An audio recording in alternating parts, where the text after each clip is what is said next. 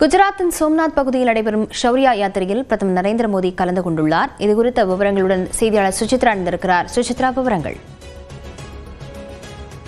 குஜராத்தில் கிர் மாவட்டத்தில் இருக்கக்கூடிய சோம்நாத் கோவிலுடைய 1000 ஆண்டு கால மீட்சியை குறிக்கும் வகையில் சுயமரியாதை திருவிழாவானது 4 நாட்களாக நடைபெற்று வரும் நிலையில் பல்வேறு பூஜைகளும் சிறப்பு நிகழ்வுகளும் நடைபெற்று வருகிறது. அதில் தற்பொழுது பிரதமர் மோடி 2ஆம் நாளாக பங்கேற்றுள்ளது குறிப்பிடத்தக்கது. நேற்று இரவு அங்கு நடைபெற்ற பல்வேறு ஓம்கார பூஜை, அது மட்டுமல்லாமல் அங்கு நடைபெற்ற ட்ரோன் காட்சிகளையும் அவர் கண்டுகளித்த அவர் தற்பொழுது அங்கு நடைபெற்று வரும் சௌரிய யாத்திரையில் பங்கேற்றுள்ளார்.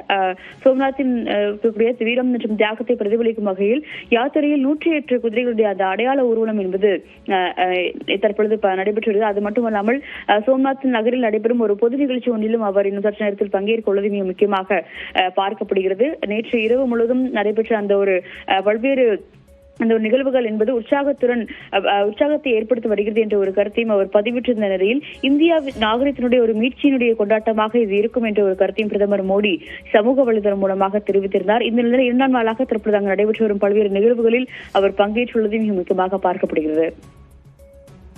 விவரங்களுக்கு நன்றி.